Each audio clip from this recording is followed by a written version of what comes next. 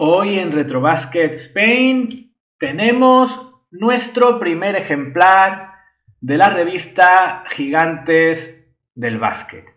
Concretamente el número 314 del 11 de noviembre del 91. Como veis, este número está plagado de contenidos interesantes.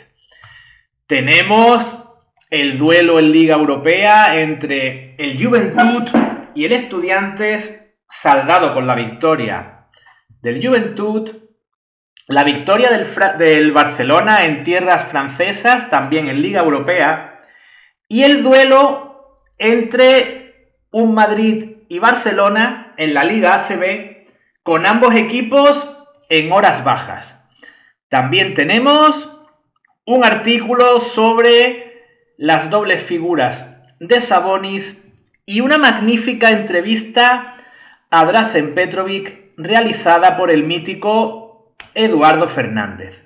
Estamos ante un Gigantes que mantiene su cabecera mítica, su cabecera original, preciosa, pero que ya no estaba siendo publicado por Hobby Press, sino que había pasado ya a la siguiente editorial que se encargó de su publicación, que era Ediciones Futuro.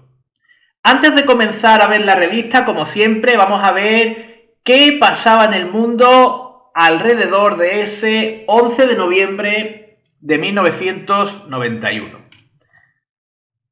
Aquí tenéis un bonito calendario de aquella época. Y fijaos, por un lado, en el diario El País, vemos que Mitterrand anunciaba cambios en la Constitución francesa y en España teníamos manifestaciones contra la ley Corcuera. Además, si os dais cuenta, nos hablan de Magic Johnson. El día después están haciendo mención a la retirada de Magic Johnson, cosa que no aparece mencionada en la revista, porque aunque la retirada se había producido antes del día 11, ese día 11 es la fecha que aparece en portada, pero no la fecha de edición ni de publicación, fecha que siempre era anterior a la fecha que aparecía en la cabecera de la revista. Por su parte, el diario ABC nos comentaba una noticia que apuntaba a ser toda una revolución, y es que Europa había descubierto, según la fuente de ABC, el control de la fusión nuclear.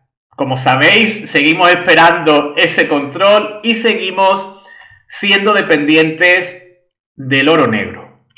También tenemos por aquí la portada de esa semana de la revista Teleprograma y, como veis, la serie de éxito en ese momento era nada más y nada menos que Farmacia de Guardia. Y el número 1 en ventas en las listas norteamericanas era la canción de Prince, Cream, con la que ilustro uno de los vídeos en los que os muestro el contenido de esta revista. Por cierto, el otro vídeo de contenido de esta revista contiene música realizada por Waymon Tisdale, el mítico ala pivot que jugó en Sacramento Kings e Indiana Pacers. Continuamos y ya vamos a empezar de lleno con lo que es la revista, y lo hacemos como siempre en Gigantes con la columna con la que se iniciaba la revista, escrita por Paco Torres, en la cual comentaba la actualidad del baloncesto, tanto español como europeo como de la NBA, según fuera el caso, de una manera muy acertada. Siempre comentaba las cosas de una manera muy acertada. Lo veremos en multitud de ocasiones, y en este caso nos habla de la crisis que atravesaban Real Madrid y Barcelona, y curiosamente una de las cosas que criticaban, era muy común en la época, eran las rotaciones que hacía George Karl. No era común eso de las rotaciones como lo es ahora en el baloncesto entre comillas moderno, y era algo que llamaba mucho la atención a todos los expertos periodísticos de la época. En la parte izquierda tenéis un bonito anuncio de una de las botas más emblemáticas que calzó David Robinson en su etapa en los San Antonio Spurs.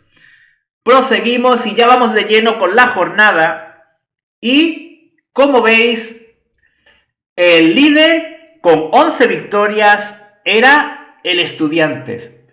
De hecho, pasó de 11 a 12 victorias, cosa que podéis comprobar en la portada del País que hemos visto en páginas anteriores.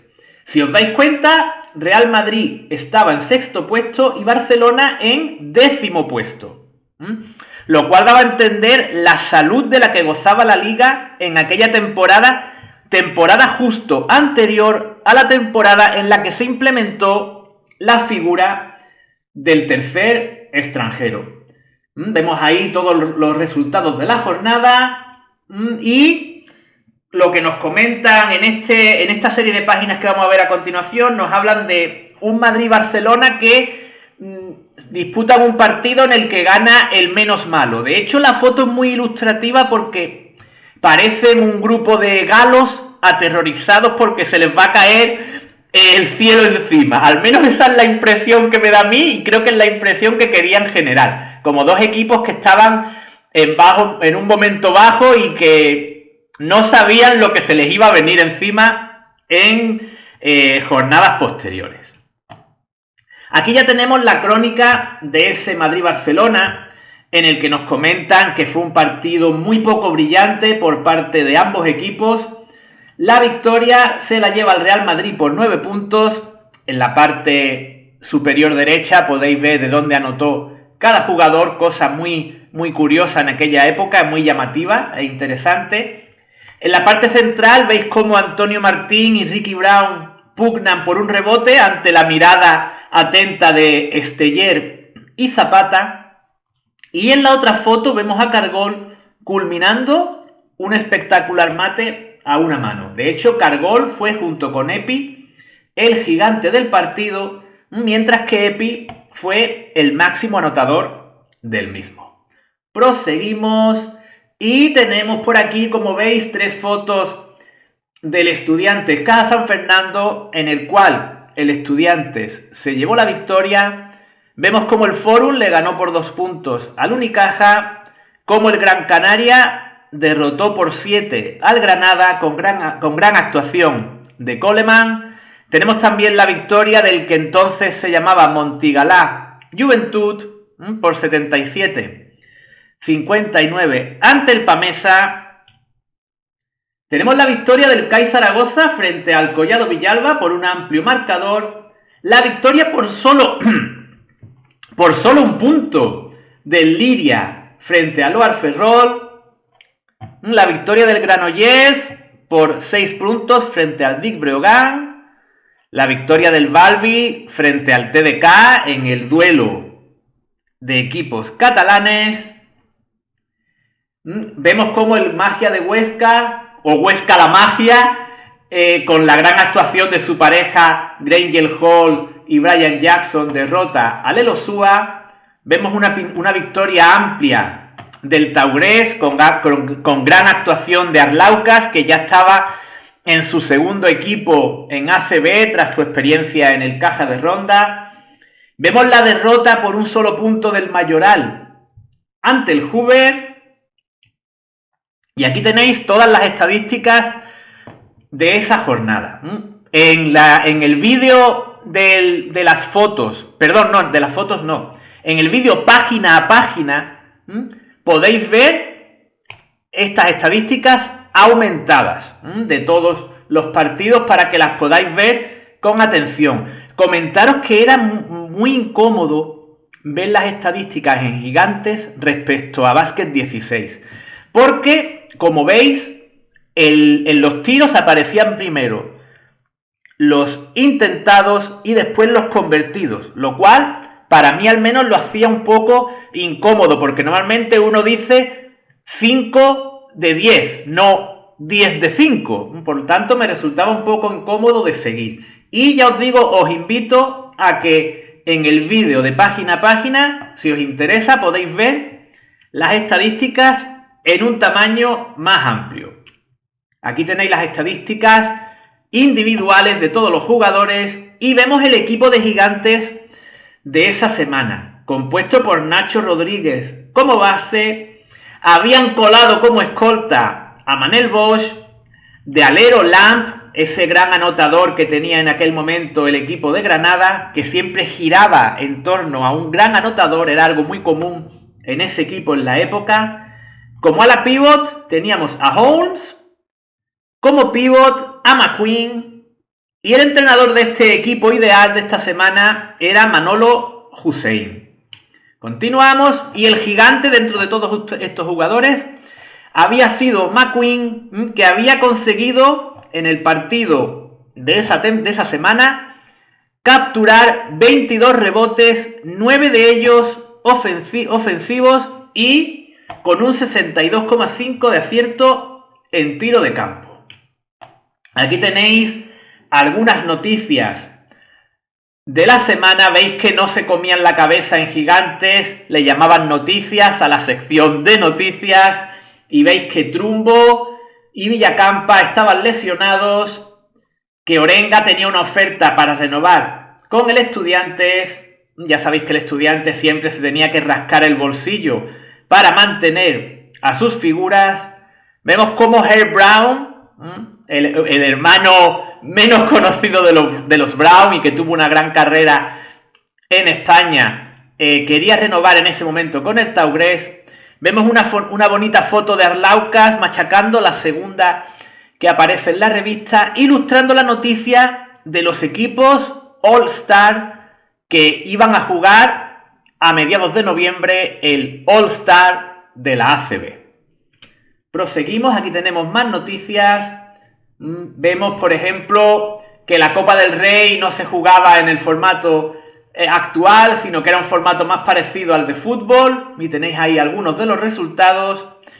Tenéis también el cartel del que iba a ser el siguiente torneo de Navidad, con el Benetton, el Maccabi, la selección australiana y por supuesto el Real Madrid, que como siempre iban a jugar en los días 23, 24 y 25 de diciembre. ¿Qué tiempos aquellos del magnífico torneo de Navidad? Era un clásico y algo que siempre no nos perdíamos en las fechas navideñas. Aquí tenéis una entrevista muy interesante a Miguel Ángel Martín. En ella nos habla de cuál estaba siendo su experiencia como primer entrenador del Estudiantes. Realmente os la recomiendo. Nos va a explicar cuáles eran sus métodos, su filosofía como entrenador. Y para mí, lo más interesante de esta entrevista es que nos cuentan que antes de ser primer entrenador del Real Madrid, trabajaba en la empresa Kodak. Tenía un importante cargo en Kodak España, y pidió una excedencia para entrenar al Estudiantes. Me ha resultado, como os digo, realmente interesante este dato. En la parte derecha tenéis un anuncio que, como veréis a continuación, no era el único que nos promocionaba bebidas espirituosas. Proseguimos, tenemos aquí la sección Zona Press de Luis Gómez, en la que nos habla de cómo el juego en ACB era un poco alocado, y en la sección El Punto G nos comentaba también algún que otro dato estadístico referido al Barcelona y los triples, y al Real Madrid y a Josechu Biriukov. Todo muy interesante y os recomiendo que la leáis. El siguiente artículo o informe, como mejor dicho aparece en la parte superior del artículo del informe, nos habla de las dobles figuras, nos habla del apartado estadístico de dobles figuras en la ACB, que por cierto, como veis, aún se jugaba con reloj de 30 segundos, como veis en la foto en la que Sabonis pugna con 3 jugadores del Real Madrid, y en la otra foto veis a Ramón Rivas también pugnando con Biriukov y otro jugador del Real Madrid. Pues bien, en este artículo nos van a hablar de que Sabonis, lo podéis ver aquí a continuación, era el líder absoluto en el apartado de dobles figuras. seguido de cerca por Clarence Key, del Hoover, espectacular reboteador de la época, y Claude Riley, jugador que tuvo una muy larga trayectoria en ACB, jugador bastante cotizado entre los extranjeros de la época. Y entre los españoles destacan un nacionalizado Ramón Rivas y Orenga. Tenéis ahí todos los datos, y de nuevo, si los queréis ver en un tamaño más amplio, en el vídeo de la revista Página a Página lo podéis ver sin ningún problema. Aquí tenemos un par de cartas al director que en Gigantes se llamaban Tú lo dices y que están relacionadas con el reciente encuentro entre el Juventud y los Lakers del Open McDonald's, o campeonato, creo que ya estaban a punto de cambiarlo el nombre a campeonato o torneo McDonald's. Yo me quedo con el primer nombre de cualquier cosa y me quedé en este caso con el de Open McDonald's.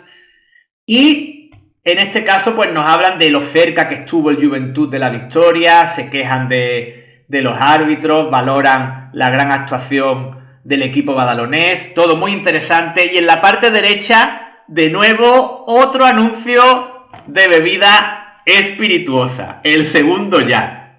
Hay que ver que yo esto lo leía con 13, 14 años y no me afectaba, no caí en el vicio. Proseguimos y tenemos aquí la sección de Liga Europea, que por cierto estaba muy mal maquetada. No sé a quién le encargaban esta sección porque el comentario de la jornada es ilegible, tanto en la versión escaneada como en la revista en sí misma, y después tenemos un montón de fotos que aparecen torcidas, lo cual es muy incómodo, y las estadísticas también aparecen torcidas. Entrando ya de lleno en lo importante, tenemos la derrota abrumadora por paliza del Estudiantes, que estaba invicto, como hemos visto antes en ACB, ante el Juventud. Un Juventud que tenía la baja de Villacampa, pero que fue reemplazado con gran éxito por Jordi Pardo. Un Jordi Pardo que en el baloncesto actual no habría tenido problema al ser suplente de Villacampa, porque precisamente esas rotaciones de las que hablábamos antes son de las pocas cosas que veo más positivas en el baloncesto actual que en el antiguo. Eso de que todos los jugadores tengan minutos y oportunidades me parece algo muy sano para cualquier tipo de competición. Como veis, los tres anotadores del Juventud fueron Jofresa, Pardo y Presley, que entre los tres anotaron 70 puntos. Entre los tres anotaron más puntos que todo el Estudiantes, en el cual el jugador más destacado fue Ricky Winslow. El resto de compañeros no tuvieron un partido especialmente notable. Partido, por cierto, que tuvo poco público, dato sorprendente en un partido de Liga Europea entre dos equipos españoles que estaban en un momento dulce, así que era un dato muy destacable. Aquí tenemos otras fotos sobre el partido e información extra sobre el desarrollo del mismo. Veis a Villacampa, que como hemos dicho antes, estaba lesionado. También vemos a Tomás Jofresa, marcado por Quique Ruiz Paz. Tenemos el duelo entre Winslow y Harold Presley, los dos mejores aleros que tenía la competición en ese momento. En la parte derecha, una foto de Orenga ante Carlos Ruff, y otra foto en la que un montón de jugadores como Courtney Thompson o Winslow y también Ruiz Paz pugnan por un rebote. Y proseguimos, lo hacemos con la victoria del Barcelona ante el Antibes en la cancha francesa. Y es interesantísimo este artículo, más allá de las estadísticas del Barcelona, en el equipo en el que Savic y Coleman son los dos jugadores más destacados. Destaca sobremanera la descripción del partido que nos hacen, en la que nos hablan que el partido se juega en una nave con techo de uralita y con calefacción a gas. Algo que ya en el 92, o en el 91, perdón, mejor dicho, estaba totalmente desfasado. y es criticado por el corresponsal que firma la noticia.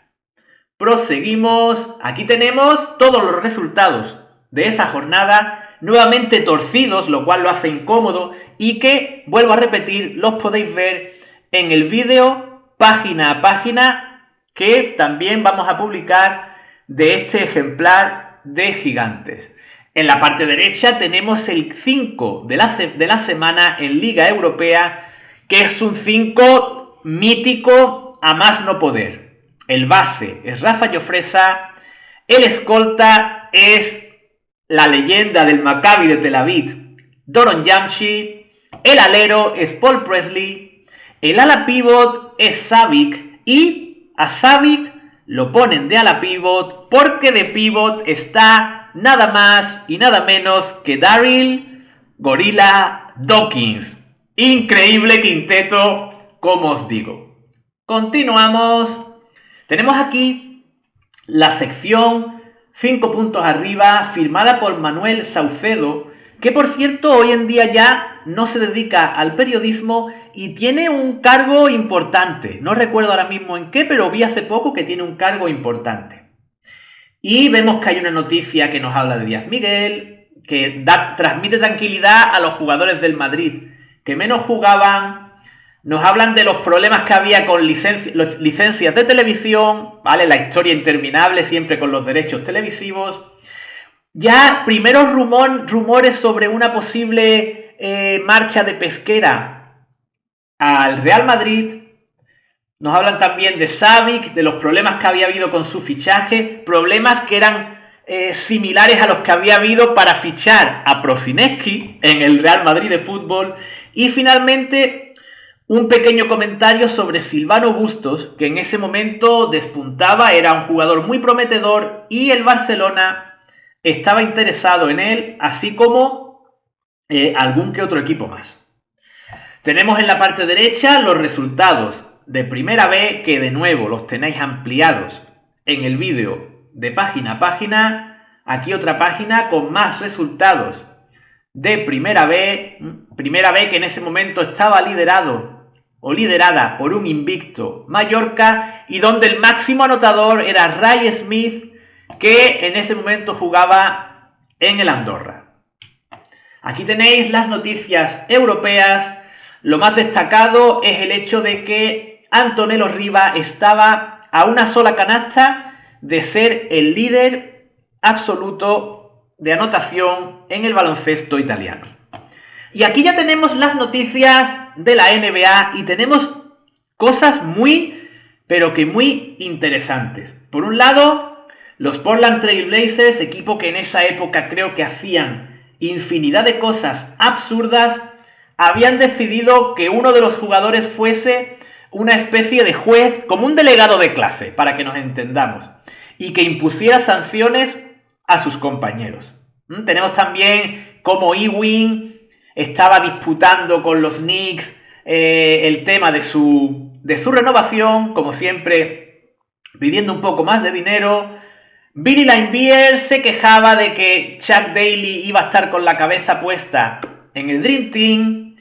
Vemos también los problemas de Kevin Gamble con los Celtics, ya que no le ofrecían lo que Kevin pedía para renovar. Y de nuevo, otra noticia referente a los Blazers, que habían dado de baja a Walter Davis, ya sabéis, un jugador con un gran historial en NBA, con una carrera muy larga, muy prestigioso, muy querido por los compañeros. De hecho, Michael Jordan, como comentan en la noticia y como aparece en muchos libros, siempre lo quería para los Bulls. Y finalmente, lo más curioso, o de las cosas más curiosas de toda la revista, la sección fichajes, traspasos y bajas. Fijaos cómo en los Lakers aparece que Magic está de baja por un virus. Un virus que le iba a tener de baja una semana. Por tanto, esto da a entender que quizás ya se sabía algo de esa noticia que se dio justo después de que esta revista saliera de la imprenta. Salió la noticia del anuncio de Magic de su positivo en VIH y esto hace indicar que quizás ya se sabía algo, aunque no fuese oficial. Aquí tenéis la noria de la NBA. Todos los jugadores que habían cambiado de equipo, todos los rookies que ya habían firmado o estaban pendientes de firmar. Vemos como Dikembe Mutombo había firmado 5 temporadas con los Nuggets. Steve Smith había firmado 6 con Miami. Aún no había firmado Larry Johnson, aún estaba sin firmar. Y en la parte izquierda tenéis el cuadro de todos los cambios de equipo que se habían producido. Personalmente, lo que más me llama la atención es que un jugador tan malo como Dwayne Shinsius, uno de esos armarios empotrados de 7 pies, había encontrado acomodo en los Sacramento Kings tras marcharse de San Antonio, dentro de todos los jugadores más estelares que hay por ahí, como Xavier McDaniel, como Moses Malone, etcétera. Es lo que más me llama la atención. Y os vuelvo a comentar que tenéis estos dos cuadros ampliados en el vídeo de página a página. En la parte derecha nos aparece un anuncio de los Vaqueros Gigante, que evidentemente tenían en las revistas Gigantes, con un logo prácticamente igual, un gran escaparate para anunciar sus tejanos.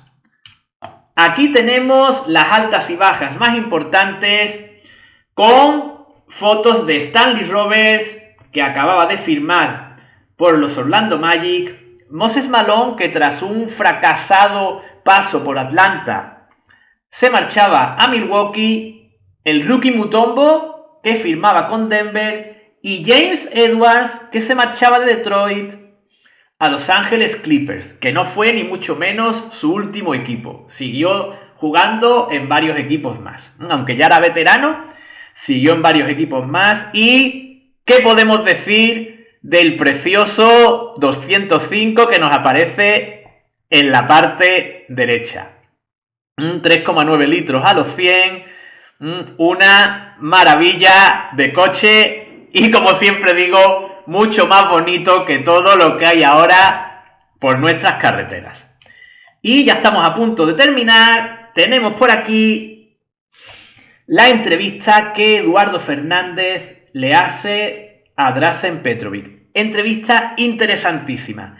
Tenemos por un lado cómo Eduardo Fernández nos describe con mucha precisión a unos Nets que eran un equipo totalmente decadente en la NBA, y nos lo muestra en muchos aspectos, en muchos comentarios que nos hace del ambiente que rodeaba al equipo y demás. Pero a esos decadentes Nets llegan Petrovic, llega Kenny Anderson, acababa de llegar hacía poco Derrick Coleman, que era el jugador franquicia, y estaban reflotando la plantilla también. Había llegado recientemente Sam Bowie, era un equipo renovado y que esa decadencia parecía que intentaban dejarla atrás. Y tenemos en esta entrevista a un Petrovic muy ilusionado con esta nueva etapa en los Nets, una etapa en la que lo había dado todo para estar en su mejor momento, había entrenado en gimnasio para fortalecerse, para poder defender a jugadores más altos, y aquí lo veis junto a Eduardo Fernández, y vemos que Petrovic comenta que no se arrepiente de haberse marchado a la NBA, que es optimista en torno a su futuro, y que si las cosas no iban bien, cuando fuese más veterano, no descartaba volver a España. De hecho, había tenido ya varias ofertas europeas, sin dar nombres, para volver al baloncesto del viejo continente. Os recomiendo encarecidamente la entrevista, en la cual también habla de la guerra de los Balcanes. Entrevista completísima, como siempre eran las entrevistas que realizaba el mítico Eduardo Fernández. Ya para terminar con la revista, en la parte derecha tenéis la primera jornada de la NBA, ilustrada con esta bonita foto de Michael Jordan frente a los Sixers, y con la también noticia de la firma de Larry Johnson por los Charlotte Hornets, e igualmente Walter Davis había encontrado sitio en los Nuggets. Tenéis ahí los resultados de la primera jornada y vuelvo a repetiros que si los queréis ver en mayor tamaño, aparecen en el vídeo de la revista Página a Página. Un vídeo con formato musical, con música de Waymon Tisdale. Y aquí tenéis la foto que siempre ilustraba la página final de Gigantes con una pequeña nota de humor. En este caso, la pelota parece que se ha pinchado y nos dice la foto mientras bota Solozábal y encima se nos pincha la pelota. Y en la parte derecha veis a Montero anunciando las clásicas, las míticas Reebok de Pan. Y nada, con otra bebida espirituosa y con la frase estimulante de el que la sigue, la consigue, no sé a qué se referían, terminamos esta revista de hoy, que espero que os haya gustado y muy pronto tendremos una nueva revista aquí en Retrobasket Spain. Muchas gracias a todos por vuestra atención y hasta la próxima.